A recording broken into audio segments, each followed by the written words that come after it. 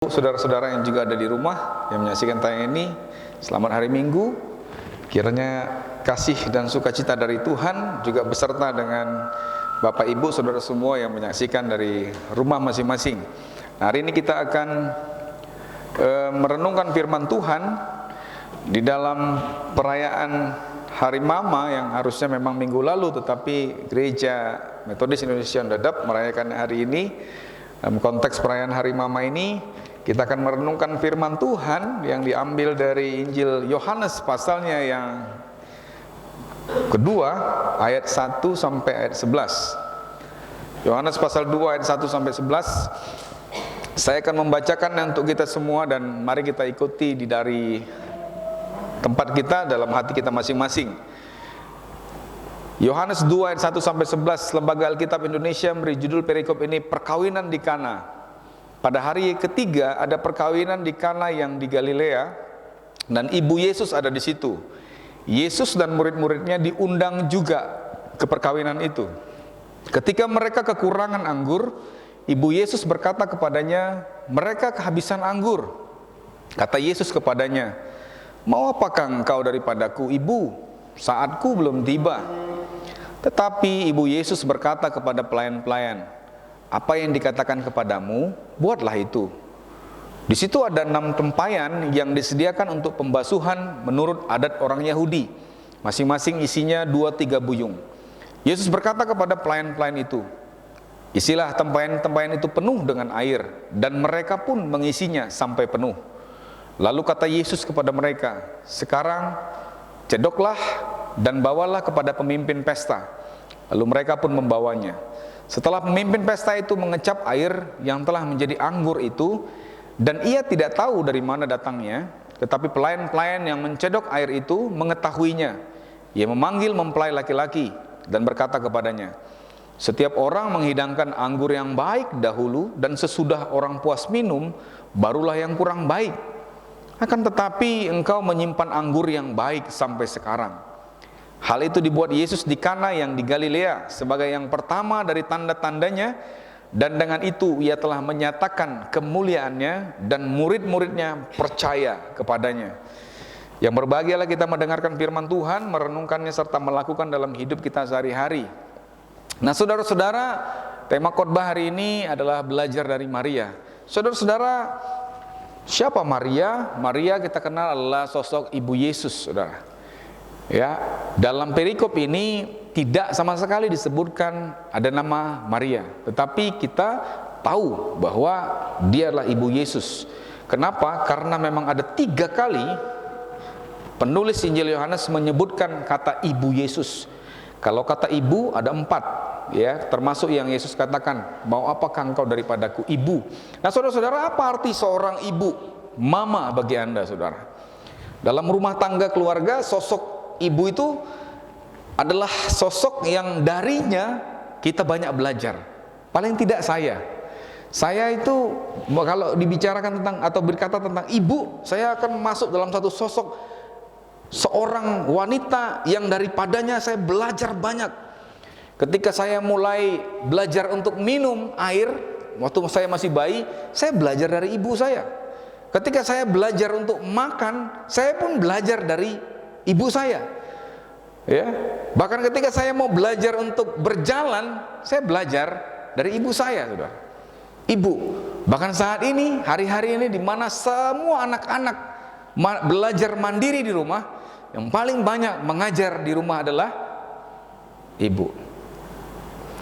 Saudara-saudara, dalam teks bacaan kita hari ini ada 3 kali disebut oleh penulis ini ibu Yesus, saudara. Ini menunjukkan apa? Ini menunjukkan adanya kedekatan emosional, pengaruh yang begitu besar dalam kehidupan Yesus yang hadir ya ketika dia mau melakukan mujizat pertama kali. Saya katakan tadi, hal-hal pertama seringkali kita lakukan bersama dengan ibu. Ya, umumnya ya, kita lakukan pertama kali, kecuali kalau memang ibunya sudah meninggal ya, masih bayi. Tapi ketika kita memulai sesuatu yang pertama sekali, selalu bersama dengan ibu. Baru belajar jalan sama ibu, ya, belajar untuk bicara, bilang papa, mama, itu ibu yang ngajar, bilang papa, papa, begitu ya. Bahkan waktu mau berangkat ke sekolah, pertama sekali sekolah, saya masih ingat sekali, yang ngantar saya adalah ibu. Ya, saudara, banyak sekali, pertama belajar pegang sendok, pertama belajar ngomong, semuanya saudara pertama. Nah, ketika Yesus mau melakukan mujizat pertamanya, saudara-saudara, perhatikan, ada sosok ibu di sana. Ibu Yesus, saudara. Penulis Yohanes bukan kebetulan menuliskan ada ibunya pada saat mujizat pertama kali dilakukan oleh Yesus. Ini mau menunjukkan ada peran ibu yang begitu penting, saudara. Maria juga adalah ibu Yesus. Nah, oleh karena itu ibu-ibu, makanya ketika anakmu pertama-tama mau melakukan segala sesuatu, dampingilah. Memang itulah kedekatannya. Jangan biarkan, ya, ibu-ibu. Bapak-bapak memang jarang, mau gimana dibilang, emang begitulah emosionalnya, ya, saudara, ya. Anak-anak juga bayangkan itu, perhatikan itu, bahwa begitu besar pengaruh ibu dan jasa seorang ibu dalam kehidupanmu. Jangan anggap remeh, jangan anggap kecil. Kalau ibumu saat ini mungkin mengecewakanmu, atau ibumu mungkin buat engkau marah, ingatlah bahwa ibu ini selalu yang pertama. Begitu lahir ke dunia, yang pertama kali dilihat adalah dokter. Ibu, iya, ibu. Ya, kalau orang tua mau mengecewakan engkau sampai saat ini, mungkin jangan lupa 9 bulan dia bawa kita kemana-mana. Benar gak? 9 bulan itu bukan gampang. 9 jam aja coba pakai begitu, 9 jam gini-gini, ibu-ibu. Susah. Ayo bapak-bapak, coba deh 9 hari aja. 9 hari perut yang belendung. Ya, saudara-saudara, ini gak gampang. Ini saya mau katakan bahwa peran ibu itu begitu penting dalam setiap rumah tangga keluarga.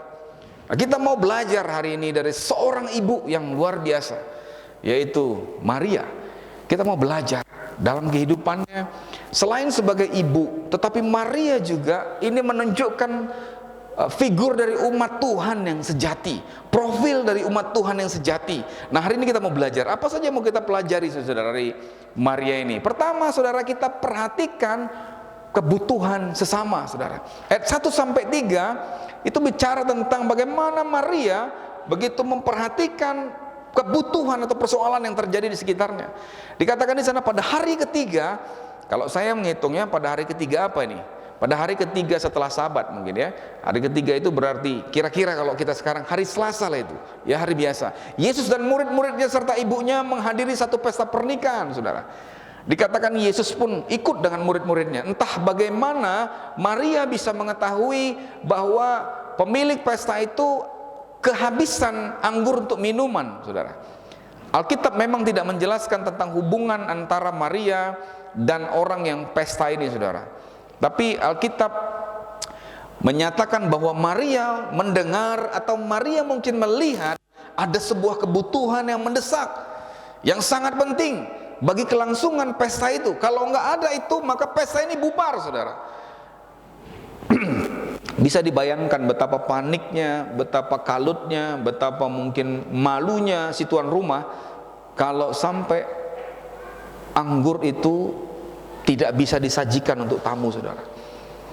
Maria melihat situasi ini, saudara. Dikatakan ayat 3, ketika mereka kekurangan anggur, ibu Yesus berkata kepada Yesus. Saudara-saudara, Maria bisa saja pada satu bersikap cuek, Maria bisa saja acuh, Maria bisa saja nggak peduli. Toh ini bukan pesta dia. Kalaupun kemudian pemilik pesta itu kehabisan anggur dan malu, ini bukan dia yang malu, paling orang, ya, saudaranya itu yang malu, saudara. Tapi Maria tidak mengambil sikap cuek dan acuh ini, saudara. Saudara-saudara, Maria peduli. Maria memperhatikan kebutuhan orang lain. Maria memperhatikan dan kemudian berusaha untuk mencari solusi bersama, untuk memenuhi kekurangan mereka, kebutuhan mereka. Saudara-saudara, dalam kehidupan kita ini pasti saling membutuhkan, betul nggak? Kita semua ini saling membutuhkan. Orang kaya butuh orang miskin, betul. Orang miskin pun butuh orang kaya. Orang yang pintar butuh orang bodoh. Orang bodoh pun butuh orang pintar. Ya. Atasan butuh bawahan. Coba ibu-ibu bayangkan, kalau semua ibu-ibu pakai atasan aja, nggak pakai bawahan, repot. Jadi atasan dan bawahan itu harus sama-sama. Ya. Coba semua orang jadi orang pintar semua, nggak ada yang jadi orang bodoh. Siapa yang mau kerja? Betul nggak? Saudara, satu ketika ada seorang ibu, dia marah-marah sama pembantunya, saudara, sama orang yang kerja di rumahnya ini. Dia marah-marah, lalu dia bilang, kamu ini bodoh sekali, kamu ini nggak bisa kerja, wah, dan seterusnya. Dia maki-maki, saudara. Suaminya bilang, ma, sini. Lalu suaminya nasihatin, ma, memang dia bodoh.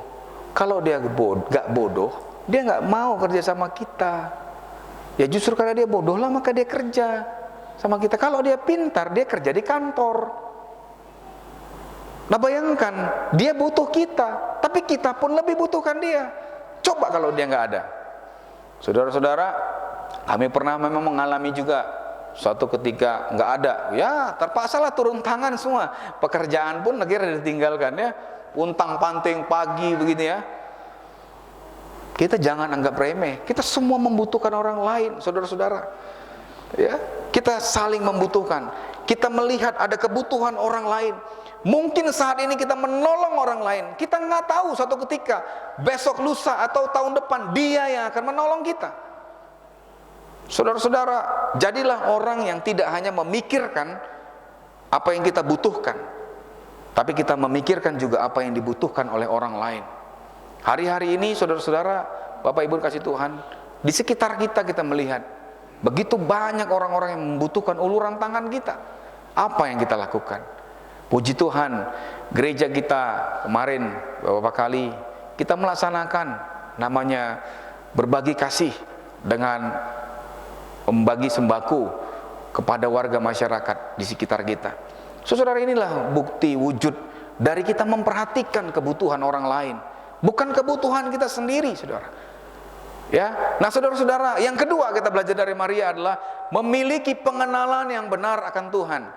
Ayat 4-5. Nah saudara-saudara, saat Maria datang kepada Yesus dan meminta Yesus untuk menolong mereka, Yesus malah menjawab sesuatu yang sebenarnya kurang mengenakan. Dia mengatakan, mau apakah engkau daripadaku ibu? Saatku belum tiba. Saudara, kita bisa bayangkan bagaimana jawaban seorang anak bicara seperti itu kepada ibunya, saudara.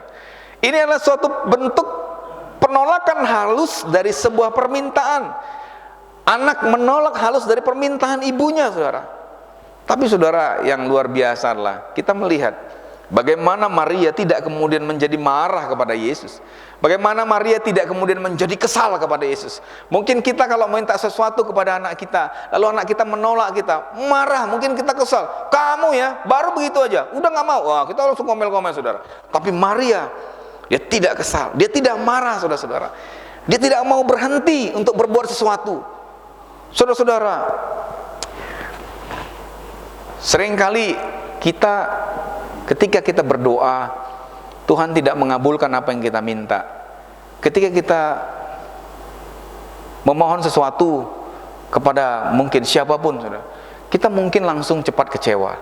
Kita mungkin langsung cepat marah, kesal. Lalu mungkin kita pikir, ya sudahlah kalau gitu, saya nggak mau lah, ya saya mau tinggalkan semua, saudara. Ya. Baru beberapa waktu yang lalu saya ada nonton satu tayangan film, ceritanya tentang seorang penginjil di Afrika. Judulnya The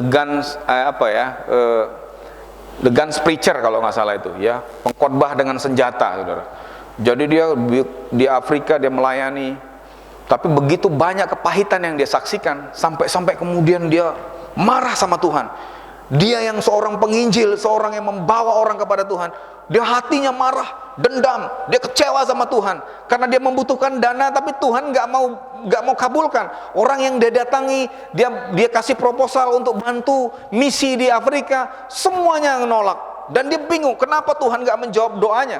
Saudara, dia kesal dan marah. Saudara-saudara, saya mau katakan begini, seorang Kristen sejati tidak akan pernah marah, tidak akan pernah kecewa karena doanya tidak dikabulkan Tuhan, saudara. Tidak akan pernah meragukan kuasa Tuhan sekalipun keadaan tidak seperti yang dia inginkan. Saudara-saudara, mungkin tidak sulit bagimu untuk terus bergembira manakala pekerjaan suamimu atau pekerjaanmu atau bisnis suamimu, usaha suamimu semakin meningkat. Tidak sulit bagimu untuk terus-menerus merasa happy ketika seluruh jawaban-jawabanmu, seluruh engkau yang sudah engkau nanti-nanti, Tuhan kabulkan, saudara.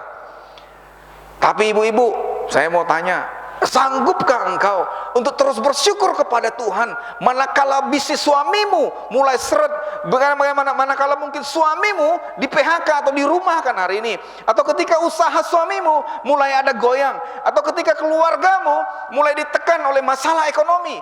Sanggupkah engkau masih terus bersyukur? Saudara-saudara, ketika doamu tidak dikabulkan oleh Tuhan, apa yang kau rasakan? Adakah engkau marah, kecewa, bahkan mungkin meninggalkan Tuhan? Saudara-saudara, Maria mengenal dengan benar Tuhan.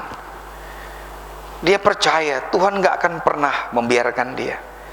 Matius 7 ayat 9 sampai 10 dikatakan begini, saudara. Adakah seorang daripadamu yang memberi batu kepada anaknya jika ia minta roti, atau memberi ular jika ia minta ikan? Jadi jika kamu yang jahat tahu memberi pemberian yang baik kepada anak-anakmu, apalagi Bapamu yang di sorga, ia akan memberikan yang baik kepada mereka yang meminta kepadanya. Saudara-saudara, Bapa kita tahu apa yang kita perlukan, butuhkan, saudara. Bahkan sebelum kita memintanya pun, Tuhan akan memberi yang terbaik buat kita. Saudara-saudara yang kasih Tuhan, oleh karena itu kita perlu mengenal dengan baik.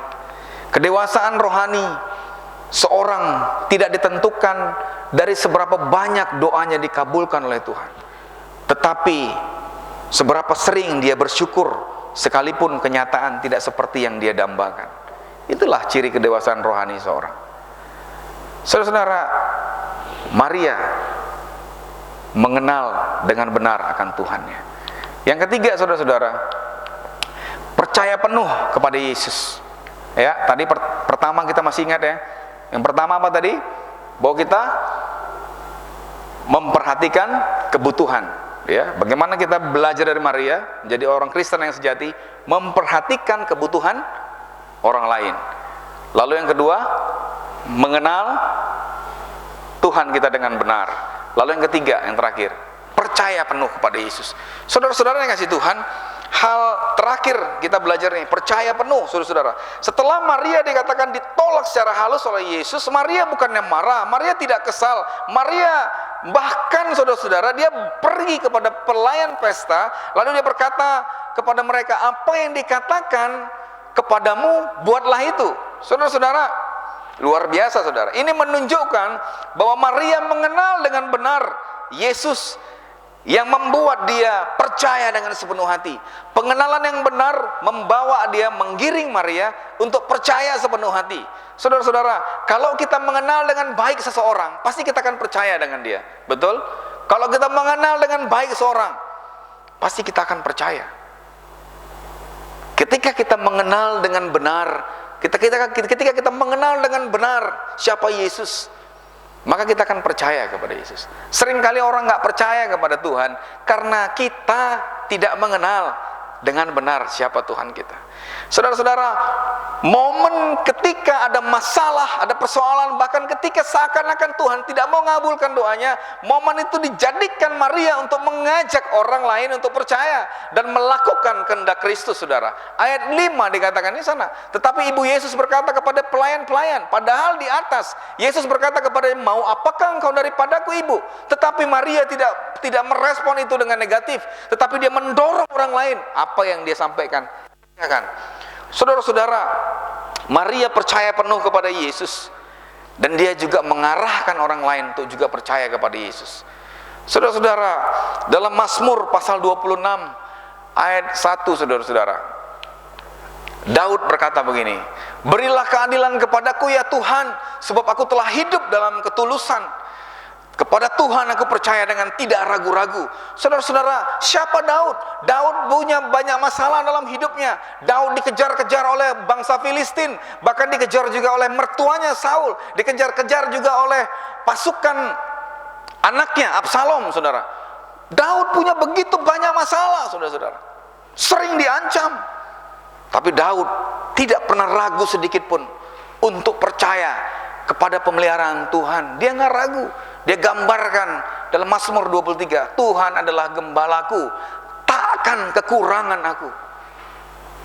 Saudara-saudara, mari kita memiliki iman yang percaya penuh kepada Tuhan. Jangan percaya setengah hati, tapi percaya dengan sepenuh hati.